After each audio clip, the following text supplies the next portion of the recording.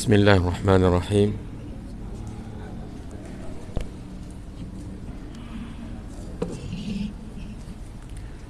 السلام عليكم ورحمة الله وبركاته.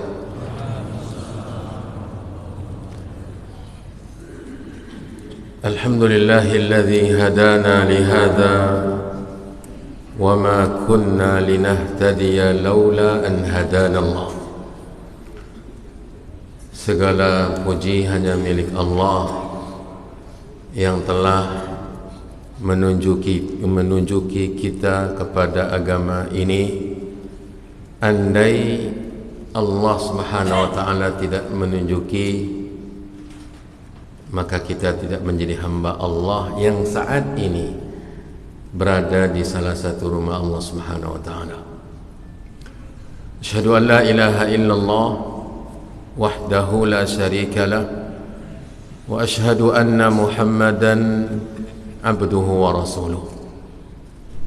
Allahumma salli wa sallim wa barik wa an'im ala nabiyyina wa rasulina Muhammadin wa ala alihi wa ashabihi wa man tabi'ahum bi ihsanin ila yaumiddin.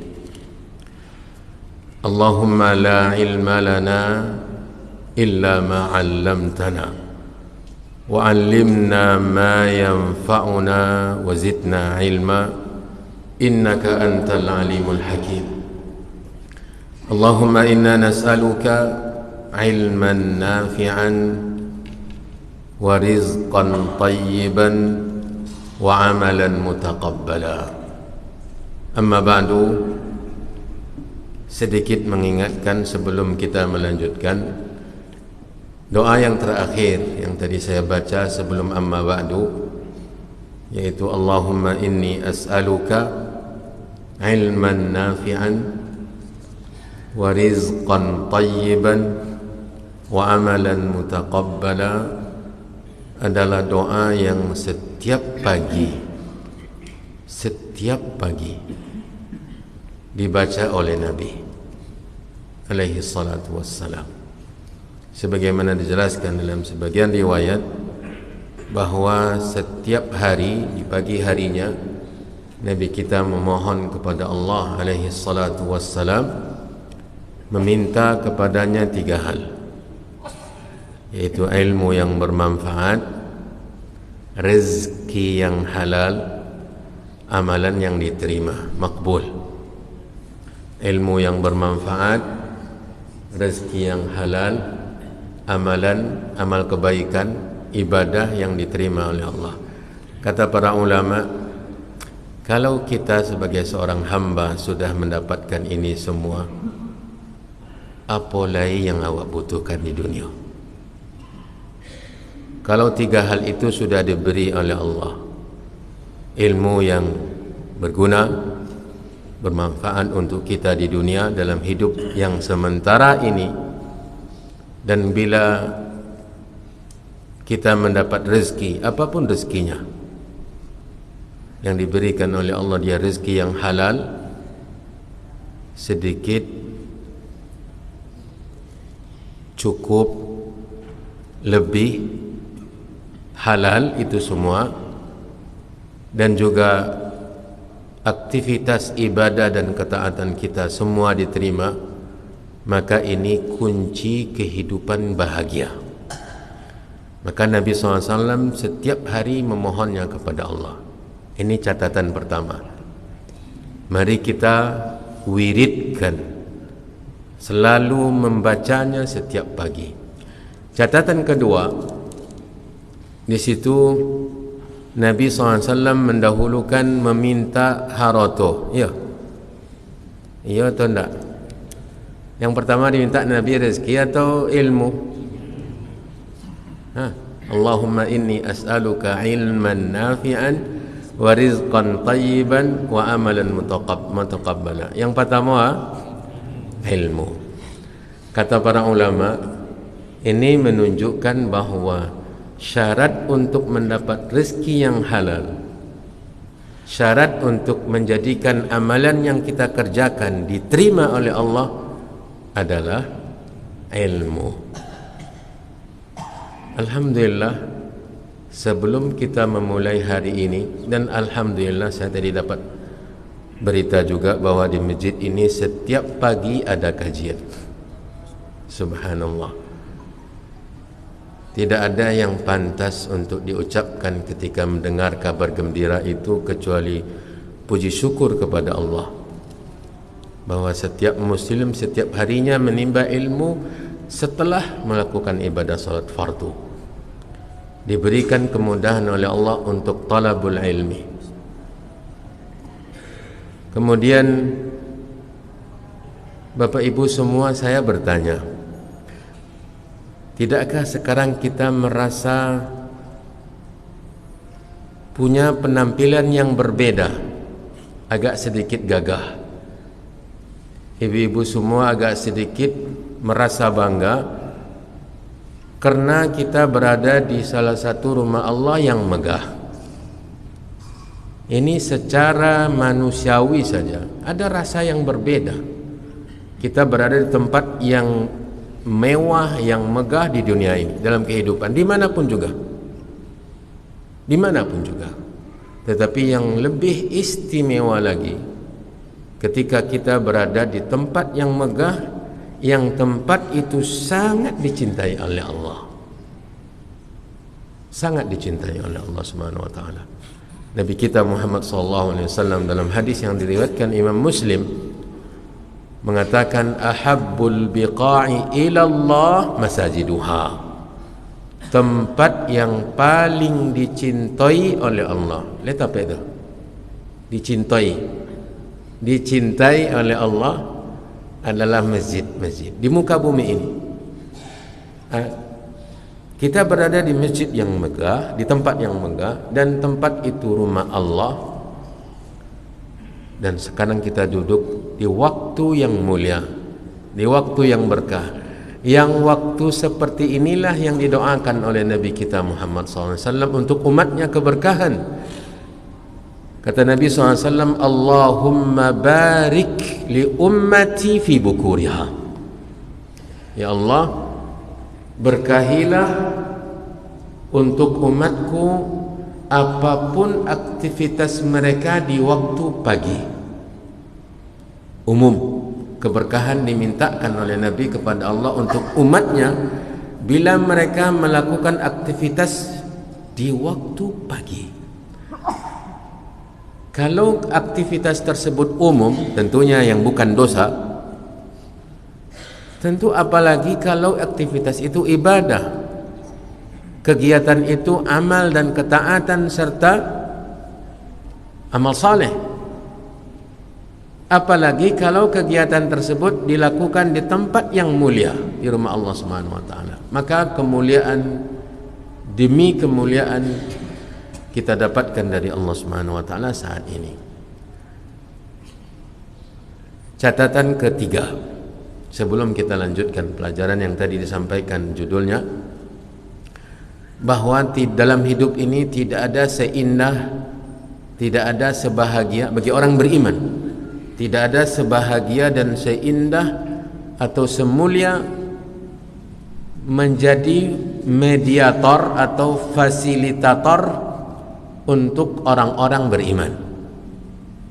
Maka kita berdoa, semoga yang membangun masjid ini dengan hartanya diberkahi oleh Allah, pahalanya terus berlanjut. Setiap ada yang beribadah di tempat ini akan terus berlanjut kepadanya. Ada satu hadis Nabi SAW yang sangat menggugah hati umat Nabi Muhammad yang berharta, yang punya kelebihan rezeki di dalam hidup ini. Dalam hadis Utsman bin Affan radhiyallahu taala an, hadis sahih riwayat Muslim, kata Nabi SAW, man bana lillahi masjidan banallahu lahu baitan fil jannah. Kata Utsman radhiyallahu anhu bahwa Nabi SAW bersabda, barang siapa yang membangun karena Allah, ikhlas mengharapkan balasan pahala dari Allah, membangun masjid, maka Allah bangunkan untuknya istana di surga. Allah bangunkan untuknya istana di surga dengan fasilitas yang serba mewah. Tentu tidak akan sama sekali antara surga dan dunia. Tidak akan mungkin kita bayangkan istana di surga itu sama dengan istana dunia. Sudah dibangun megah, kita butuh interiornya, butuh pelayan-pelayannya yang harus kita tambahkan lagi. Paket istana di surga dengan semua kebutuhan di dalamnya. Itu yang disiapkan oleh Allah untuk orang yang membangun masjid. Kaum muslimin dan muslimat yang dirahmati dan dimuliakan oleh Allah, cerita hadis ini disampaikan oleh Utsman adalah beliau memperluas masjid Nabi di zamannya, di masa dia menjadi khalifah yang kedua. Itu yang tunggu. Yang ketiga, khalifah yang ketiga setelah Abu Bakar dan Umar. Umar bin Khattab melakukan penambahan, perluasan masjid ke arah kanan. Di masa Utsman, dia memperluas masjid Nabi SAW ke depan, agak sedikit dimegahkan. Dan ini yang berhubungan dengan sekarang ini. Beliau memilih materialnya yang indah-indah, yang bagus-bagus, yang berkualitas. Rumah Allah beliau pilih, beliau datangkan, beliau impor materialnya yang memiliki keindahan dan kualitas yang luar biasa. Ada beberapa orang ketika itu yang menegurnya, kenapa kamu tambahkan lagi, kita tidak butuh. Kenapa kamu membuat anggaran besar atau lebih untuk menambahnya, untuk memperluas dengan anggaran yang lebih? Utsman ibnu Affan berdalil dengan hadis tadi. Padahal dia tidak membangun masjid Nabi, dia hanya memperluas saja. Ini menunjukkan bahwa mereka memahami hadis tersebut adalah andil peran dalam memberikan perhatian kepada rumah Allah, apapun yang diberikan untuk rumah Allah. Makanya dalam sebagian riwayat Nabi mengatakan walau kamafhasil qata, walau anggaran atau biaya yang dia berikan untuk membangun masjid itu seukuran biaya rumah atau sarang burung. Berapalah perannya itu? Hanya sebesar sarang burung. Tetapi Nabi menjamin Allah membangunkan istana di surga. Apalagi kalau semuanya dari awal sampai akhir, apalagi diberikan perhatian yang besar terhadap pemakmuran masjid tersebut dengan ibadah dan ketaatan serta aktivitas ketaatan di dalamnya. Ini sangat luar biasa. Sekali lagi semoga Allah Subhanahu wa taala memberkahi, memberikan ganjaran yang berlipat ganda, dan semua yang memberikan perhatian kepada rumah Allah dimanapun juga. Bapak Ibu kaum muslimin, kaum muslimat yang dirahmati dan dimuliakan Allah Subhanahu wa taala, ada yang kurang bagi saya sekarang ini, yaitu tidak nampak jam. Oh, itu ada jam. Jam 5.56.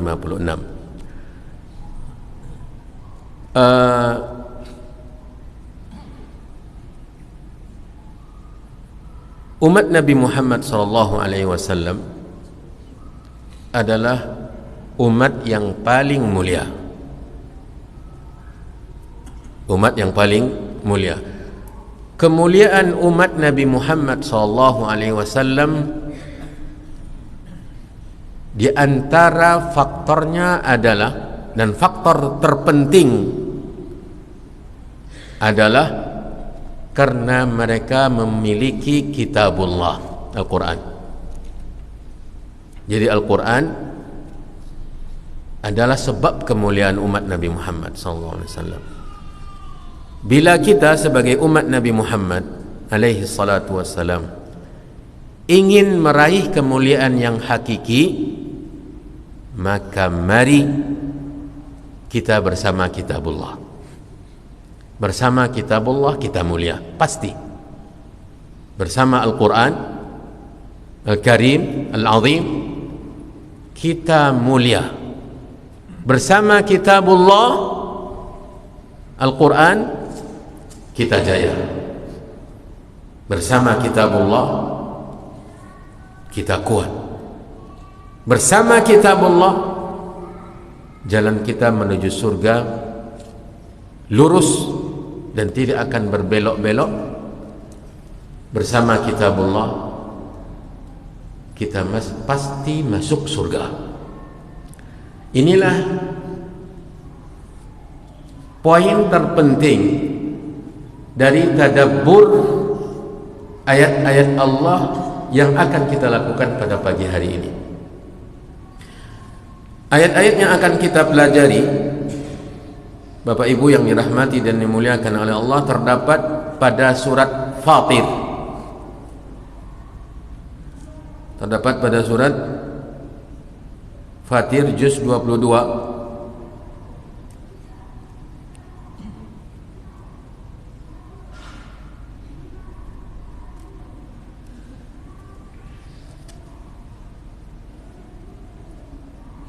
Surat yang ke-35. Surat Fatir juz 22, surat yang ke-35. Fatir artinya pencipta. Fatara yafturu fataran, artinya mencipta. Makanya di antara yang dikatakan sebagai nama Allah Al-Fatir, ya, yang mencipta. Fatirus samawati wal ard, pencipta langit dan bumi. Ini nama suratnya, dan ayatnya ayat yang ke-31 insyaallah sampai ayat 37 bila waktu memungkinkan, ya. Poin yang terpenting dari apa yang akan kita tadabbur ini adalah bahwa kita pasti mulia bersama kitabullah, pasti masuk surga bersama Al-Quran. Allah Subhanahu wa ta'ala berfirman di ayat yang ke-31 di surat Fatir tadi,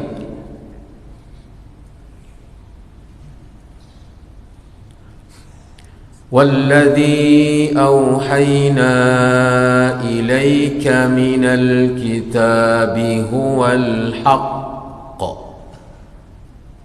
الْحَقُّ مُصَدِّقًا لِمَا بَيْنَ يَدَيْهِ إِنَّ اللَّهَ بِعِبَادِهِ لَخَبِيرٌ بَصِيرٌ. Dan yang telah kami wahyukan kepadamu dari kitab, apa itu? Al-Quran. Huwal haqqu, dialah yang benar. Musaddiqan lima baina yadayhi, dia berfungsi membenarkan apa-apa atau terhadap apa-apa yang sebelumnya. Tentunya kitab-kitab sebelum Al-Quran. Al-Quran yang membenarkan Taurat itu ada. Kita sebagai Muslim yakin bahwa Taurat itu kitabullah dari apa? Dari Al-Quran yang memberitakan, yang memberitahukan kepada kita. Begitu juga Injil, Zabur. Padahal kita tidak pernah memegang kitab Injil, apalagi Taurat dan Zabur, entah kemana, apalagi Zabur. Tapi kita yakin Allah Subhanahu wa ta'ala menurunkan kitab Taurat, Injil, Zabur dan Suhuf Ibrahim. Begitu juga Suhuf Musa. Para ulama berbeda pendapat apakah Suhuf Musa ini dia Taurat sendiri atau suhuf yang lain selain Taurat. Dan kitab-kitab yang tidak diberitahukan kepada kita nama-namanya, tetapi pasti Allah menurunkannya, karena Allah yang memberitahukan setiap Rasul diturunkan bersama mereka kitab. Jadi Al-Quran membenarkan. Kita yakin dan beriman Taurat itu kitabullah, diturunkan oleh Allah secara tertulis di dalam lembaran, diberikan kepada Nabi Musa. Kita beriman dan yakin seyakin-yakinnya Injil adalah kitabullah yang diwahyukan oleh Allah dengan perantara malaikat Jibril kepada Nabi Isa. Fihi hudan wa nur, di dalamnya ada petunjuk dan cahaya. Begitu juga Taurat. Dan kita yakin beriman bahwa Zabur adalah kitabullah yang diberikan oleh Allah kepada Nabi Daud. Wa ataina Dawuda zabura. Kata Allah mengabarkan dalam Al-Quran, kami telah berikan Nabi Daud kitab Zabur. Kita beriman Al-Quran yang mengabarkan kepada kita sehingga kita beriman dengan kitab-kitab tersebut. Dan kita tidak membedakan antara satu kitab Allah dengan yang lainnya. Begitu juga nabi-nabi dan rasul-rasul. Kemudian Allah menutup ayat yang ke-31 ini dengan firman-Nya, innallaha bi'ibadihi lakhabirum basir. Sesungguhnya Allah dengan hamba-hambanya benar-benar maha mengetahui dengan teliti dan maha melihat. Subhanallah, Bapak Ibu yang dirahmati dan dimuliakan oleh Allah, mentadabbur, memahami nama-nama dan sifat-sifat Allah sangat besar pengaruhnya untuk meluruskan pribadi kita, memperbaiki akhlak kita,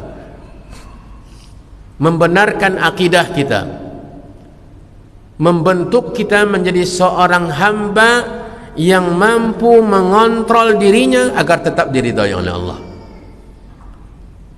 Untuk dua nama ini saja, khabirun dengan basir, kalau kita mengenal maknanya, bahwa khabir maha mengetahui secara teliti, yang secara rinci tanpa ada secuil pun dari apapun yang kita lakukan luput dari ilmu Allah.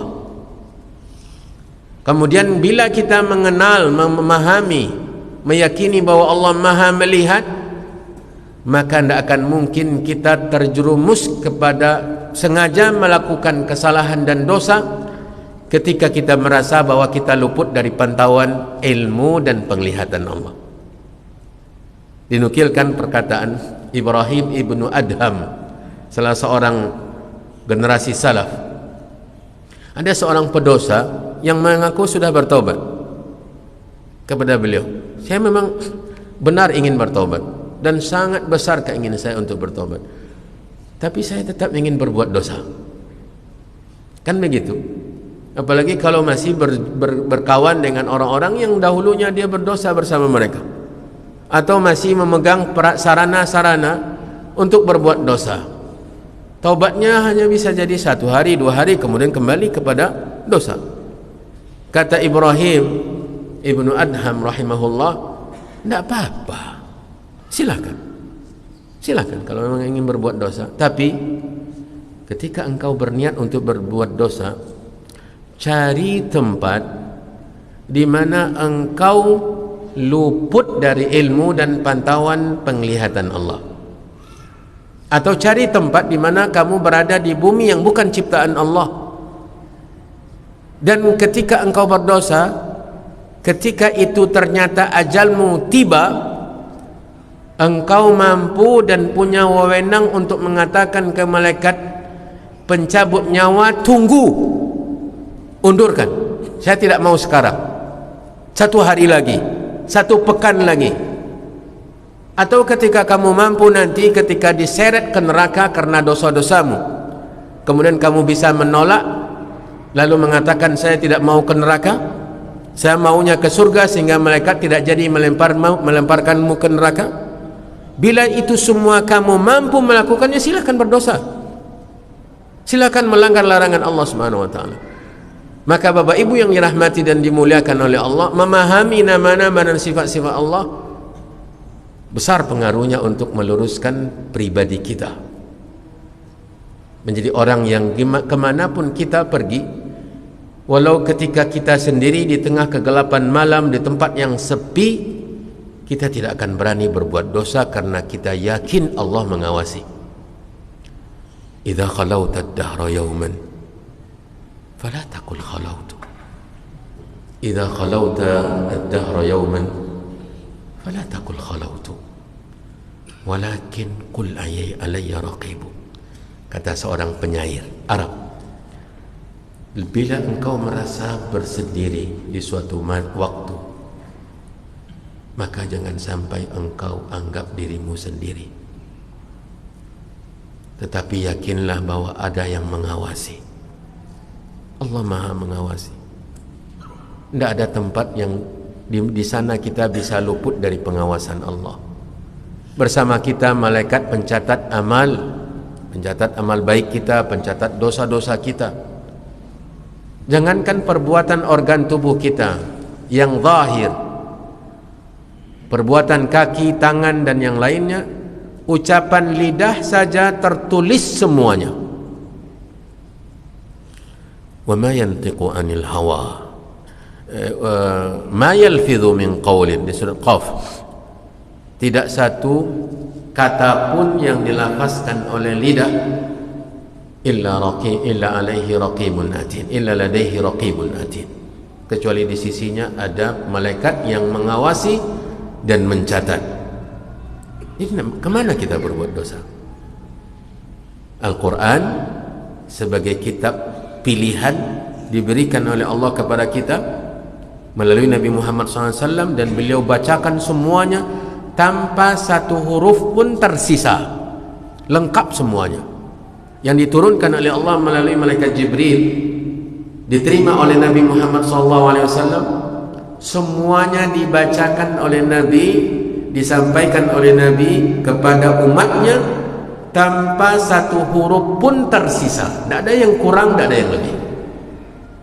Tidak kurang dan tidak lebih, lengkap. Sampai turun firman Allah, al-yawma akmaltu lakum dinakum wa atmamtu alaikum ni'mati wa raditu lakum al-islam madina. Hari ini aku sempurnakan untukmu agamamu dan aku cukupkan bagimu nikmatku, dan aku ridai Islam sebagai agama bagimu.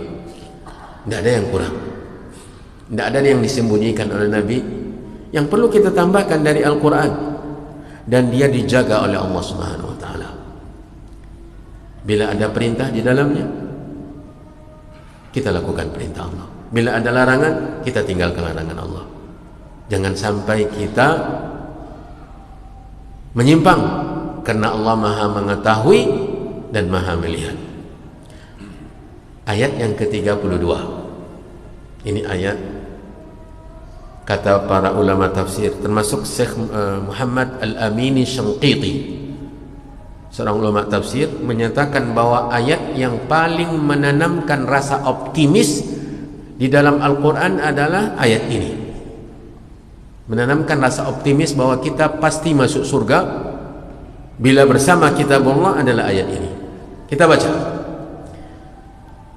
ثم أورثنا الكتاب الذين اصطفينا من عبادنا فمنهم ظالم لنفسه ومنهم مقتصد ومنهم سابق بالخيرات بإذن الله ذلك هو الفضل الكبير. Kata Allah setelah berbicara tentang Al-Quran, kemudian awrathna, kami wariskan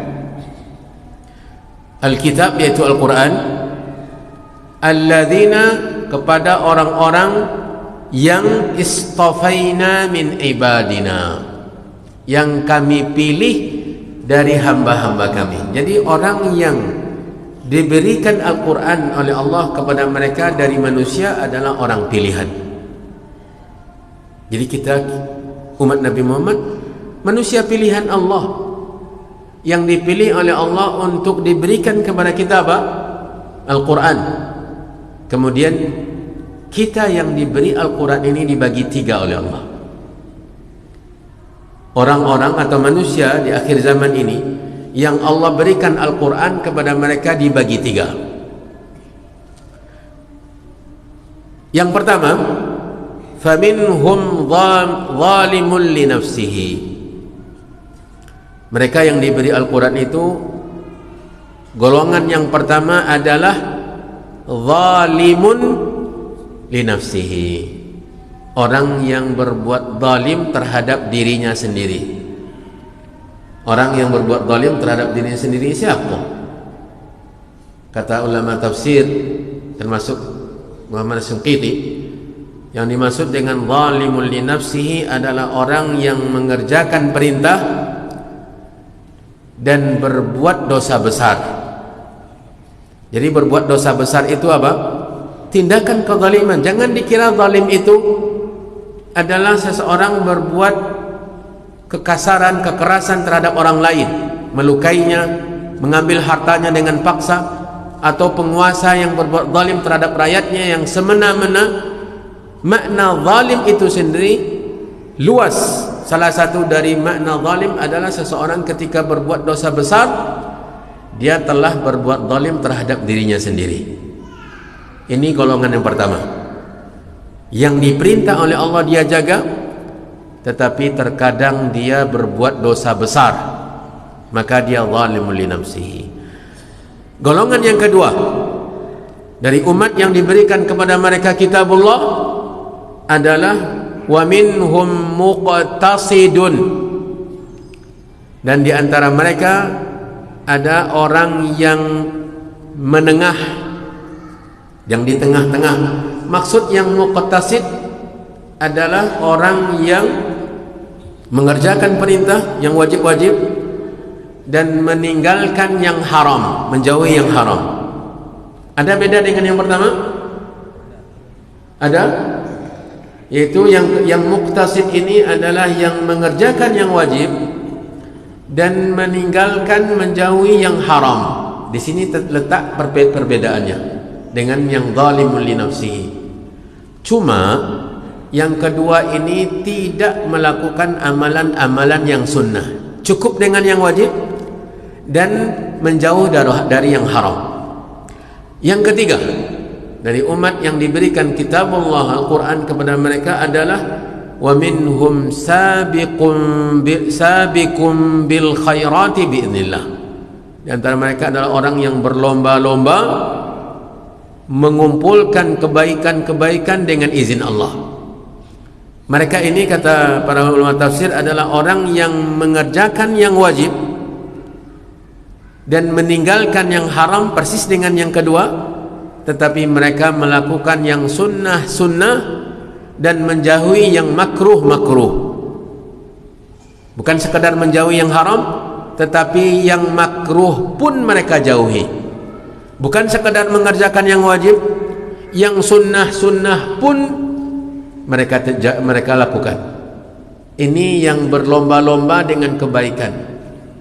Tetapi perhatikan, untuk golongan yang ketiga ini Allah meletakkan di setelahnya apa? Biiznillah. Catat baik-baik. Dengan izin Allah, kata para ulama tafsir, menunjukkan bahwa keberhasilannya mengerjakan yang wajib, meninggalkan yang haram, menghiasinya dengan amalan-amalan sunnah, bahkan menjauh dari yang makruh, itu semuanya adalah taufik dari Allah. Bukan karena semata-mata perannya dia sendiri. Sehingga orang yang seperti itu tidak akan pernah menyombongkan diri, karena dia tahu bahwa keberhasilannya mengerjakan yang wajib, menambahkan yang sunnah, menjauhi yang haram, bahkan menjauhi yang makruh, itu semuanya karena taufik dari Allah. Mereka tidak akan mungkin sombong, mereka tidak akan mungkin sok alim dan sok mulia, bersih dari dosa, karena mereka menyadari bahwa itu semua adalah taufik dari Allah. Kemudian untuk tiga golongan ini yang dibagi oleh Allah Subhanahu wa taala zalimun li nafsihi muqtasidun sabiqun bil khairati biiznillah, ternyata itu adalah keutamaan yang diberikan oleh Allah kepada kita umat yang diberikan Al-Quran. Dzalikal fadlul kabir, itulah keutamaan yang besar. Itulah keutamaan yang besar, yaitu utama dengan apa? Al-Quran. Walaupun tiga yang terendah tadi zalimun li nafsihi, semua mereka dikabarkan oleh Allah di ayat ke-33. Perhatikan ayat 33. Ini yang rasa optimis tadi.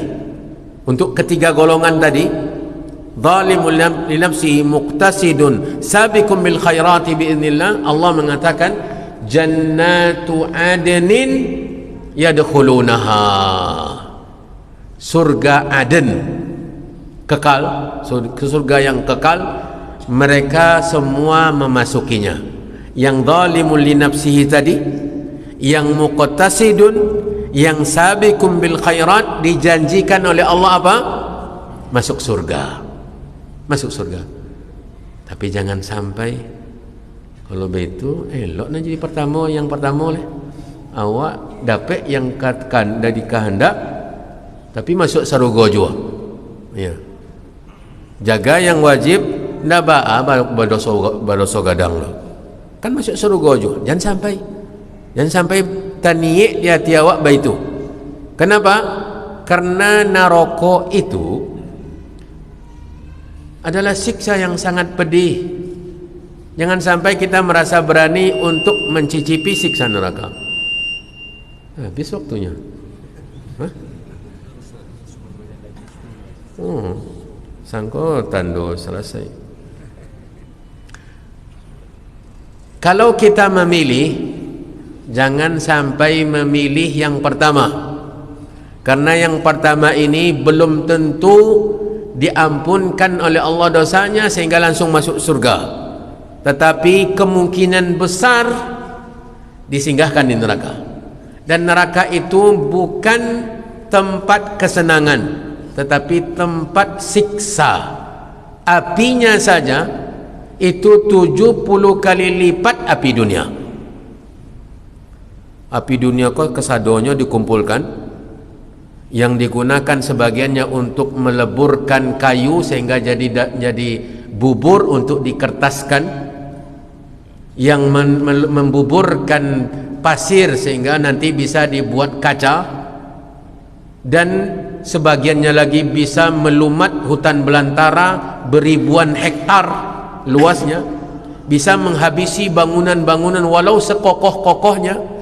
Itu dikali 70 kali, itulah api neraka. Itu api neraka. Yang baranya saja untuk seorang yang paling ringan, orang kafir yang paling ringan siksanya di neraka itu, disendalkan bara neraka untuknya, dijadikan sendal, dan dia pakai, akibatnya otaknya mendidih. Itu baru baranya. Maka jangan berani dengan api neraka. Ndak awak jadi zalimul li nafsi, berani berbuat dosa. Jangan lihat dosa, tapi lihat siapa yang kita dosai. Allah yang maha pencipta, yang maha pemurah. Kemudian Bapak Ibu yang dirahmati dan dimuliakan oleh Allah, yang tadi yang penting kita ambil rasa optimis. Jangan sampai karena merasa dosa banyak tidak mungkin apa masuk surga. Berputus asa dari rahmat Allah, dosa besar. Minta ampun kepada Allah. Tinggalkan dosa, menyesal, bertekad untuk tidak mengulangi, ini taubat. Menyesali dosa, meninggalkannya, bertekad untuk tidak mengulanginya lagi, itulah taubat yang sebenarnya. Allah pasti menerima. Bila berkenaan dengan orang lain, meminta penghalalan langsung sebelum dia meninggal atau kita meninggal duluan. Kalau kita membawa dosa kepada orang di dunia ini mati, maka di hadapan Allah kita akan diadili. Hutang piutang akan saling dibayar, dan pembayarannya bukan dengan uang, tetapi dengan amal soleh kita.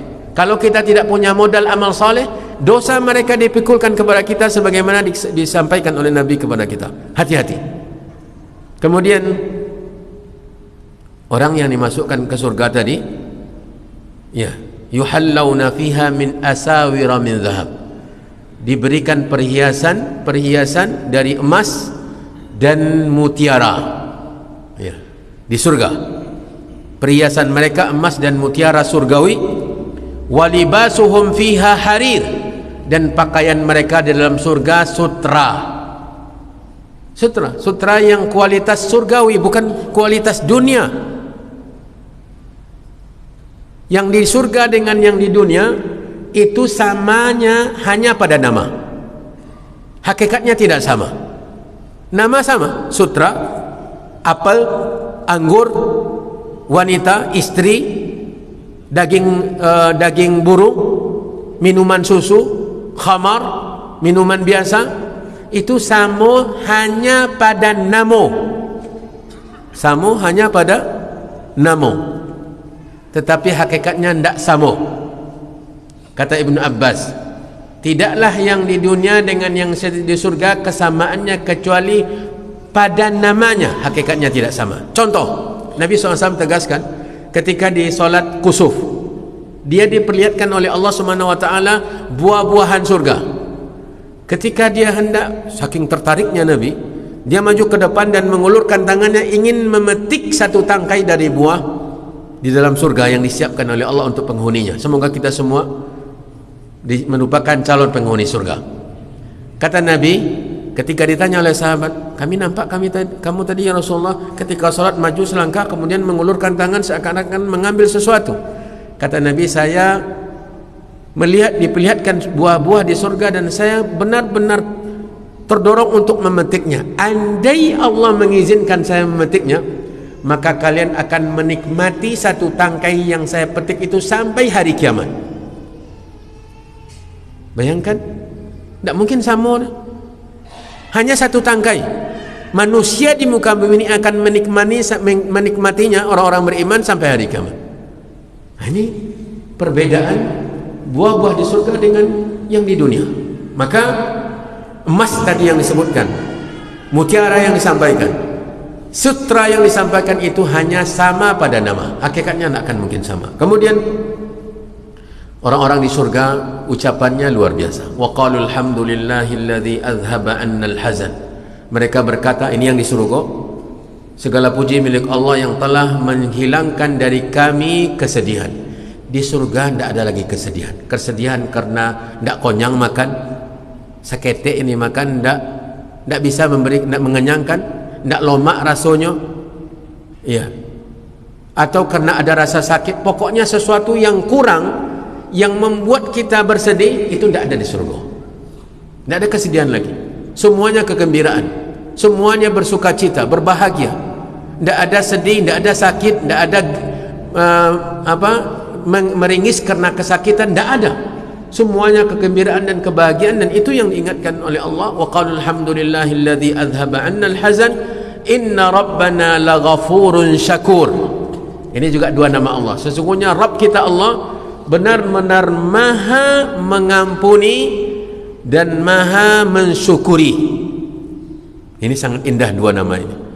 Jadi ketika Allah ceritakan orang yang di surga tadi dengan segala bentuk kenikmatannya, ternyata mereka masuk surga tidak lepas dari ampunan Allah. Tidak lepas dari ampunan Allah. Andai kita tidak diampuni oleh Allah, tidak berhak kita masuk surga. Amal ibadah kita tidak mungkin membeli surga. Sampai-sampai Nabi kita bersabda, la yadkhula ahadun minkumul jannah.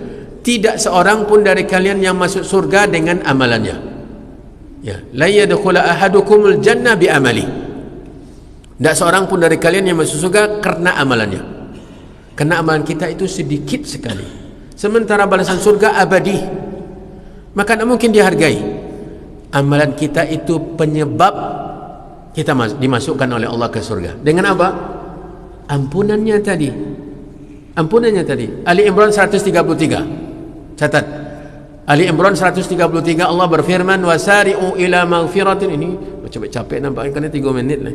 Ya. Wasari'u ila maghfiratin min rabbikum wa jannatin arduha as-samawati wal ardu u'iddat lil muttaqin.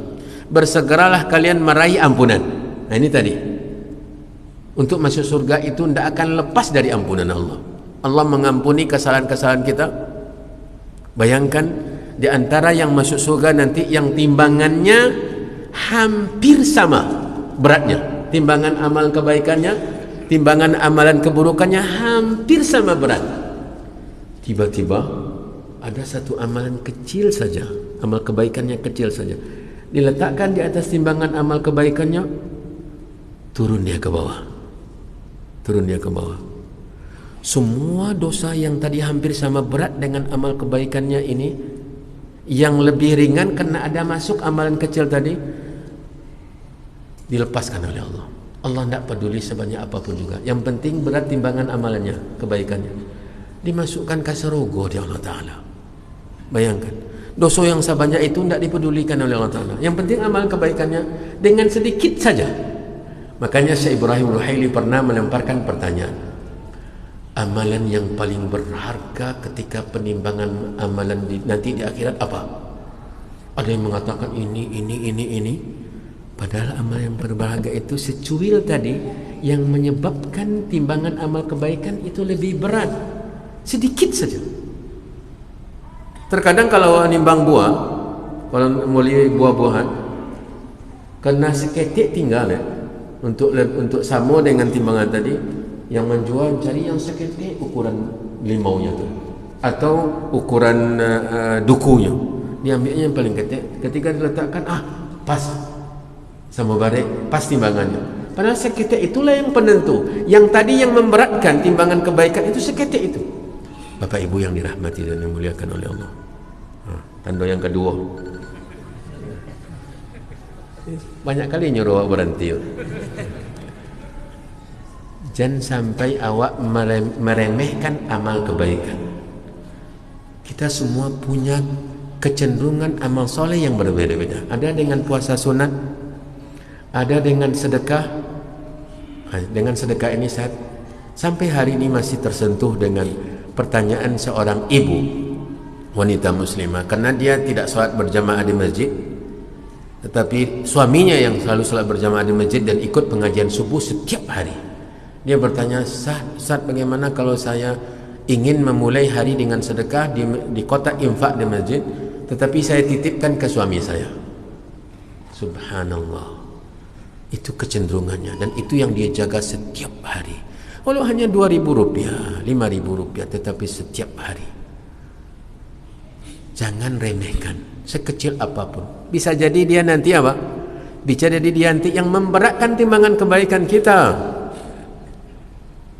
atau kegembiraan yang kita masukkan ke hati seorang mukmin dengan memberikan bantuan kepadanya, dengan mengusap kepalanya anak yatim. Itu bisa jadi faktor yang terpenting untuk memberatkan timbangan kebaikan kita. Jaga ini, Bapak Ibu yang dirahmati dan dimuliakan oleh Allah. Kemudian syakur. Allah Maha mensyukuri. Ketika ketaatan kita yang hanya satu, pahalanya dilipatkan oleh Allah berapa? 10 kali lipat minimal, sebagai syukur Allah kepada amal kita. Sebenarnya Allah tidak mulia dengan bertambah kemuliaannya dengan ibadah kita, bertambah kekayaannya dengan ketaatan kita. Tidak ada. Tetapi justru Allah memberikan lipatannya 10 kali lipat minimal. Bahkan yang lebih luar biasa lagi, ketika kita berniat untuk berbuat kebaikan, belum dilakukan lagi, taniye baru dalam hati, tetapi tiba-tiba ada yang menghalangi, tidak jadi awak lakukan ketaatan tadi. Dicatat kebaikan atau tidak? Apalah yang minta ke Allah Ta'ala. Begitu luas dan besarnya kasih sayang Allah kepada kita. Kalau kita lakukan ketaatan, dilipat gandakan oleh Allah SWT pahalanya 10 kali lebih. Salat 5 waktu yang 5 kali itu 50 pahala setiap hari. Nah, ini yang perlu kita camkan. Maka Allah bersifat Maha mensyukuri, karena balasan yang diberikan kepada ketaatan kita itu berlipat ganda, bahkan sampai 700 kali lipat, bahkan lebih dari itu, berjuta-jutaan kali lipat. Berjutaan-jutaan kali lipat ini sudah lewat, mohon maaf ya. Berjutaan-jutaan kali lipat ini, ada satu hadis yang menjelaskan. Hadis yang diriwayatkan oleh Imam Ahmad. dan dinilai sahih oleh para ulama. Kata Nabi SAW, man tasaddaqa bi'idli tamrah, siapa yang bersedekah dengan senilai satu butir kurma. Berapa harganya itu? Sebutir kurma berapa harganya? Serang kilo berapa? Ini satu butir, berinfak dengan nilai satu butir kurma, dengan dari hasil usaha yang halal, Allah menambutnya dengan tangan kanannya. Fa inna Allah yataqabbaluhu biyamini fayurabbihi kama yurabbi ahadukum faluwa hatta yakuna mithlal jabal. Allah menerima dan membalasnya terus ditambah padahal nilainya satu butir kurma, ditambah sampai sebesar gunung. Kira-kira untuk menjadi satu gunung berapa buah kurma, berapa butir kurma? Jutaan butir kurma. Ini lipat ganda pahala yang disediakan oleh Allah. Maka ini yang harus ada dalam hati kita ketika kita beramal, ikhlas karena Allah Subhanahu wa taala. Ayat yang tersiksa, ya, dari ayat 36 dan 37 ini tentang neraka. Saya hanya berharap dibaca terjemahannya karena ini cerita tentang mereka yang dimasukkan ke neraka oleh Allah, dan ini diletakkan di sini agar kita tidak pasrah dengan golongan pertama tadi, agar jangan kita pilih yang zalimun li nafsihi. Kenapa? Karena di ayat 36 dan 37 Allah bercerita tentang neraka agar kita takut. Minimal kita jadi golongan kedua. Golongan pertama apalagi berpacu untuk menjadi orang yang berlomba-lomba mengumpulkan berbagai macam ketaatan. Bapak Ibu yang dirahmati dan dimuliakan oleh Allah, sebenarnya saya ingin panjang lagi, tetapi waktu ditentukan dan sudah lewat 5 menit malah. Saya mohon maaf, dan kita berdoa kepada Allah dengan nama-namanya yang indah dan sifat-sifatnya yang maha mulia. Semoga Allah Subhanahu wa taala menjadikan kita mulia dengan kitabullah. Mari kita perhatikan Al-Quran, belajar membacanya, belajar memahaminya, dan mulai mengamalkannya dalam kehidupan kita. Wallahu waliyyut taufiq, wa sallallahu wasallam wa baraka wa an'am ala nabiyyina wa rasulina Muhammad wa ala alihi wa ashabihi wa man tabi'ahum bi ihsanin ila yaumiddin. Wa akhiru da'wana anil hamdulillahi rabbil alamin. Wassalamu alaikum warahmatullahi wabarakatuh.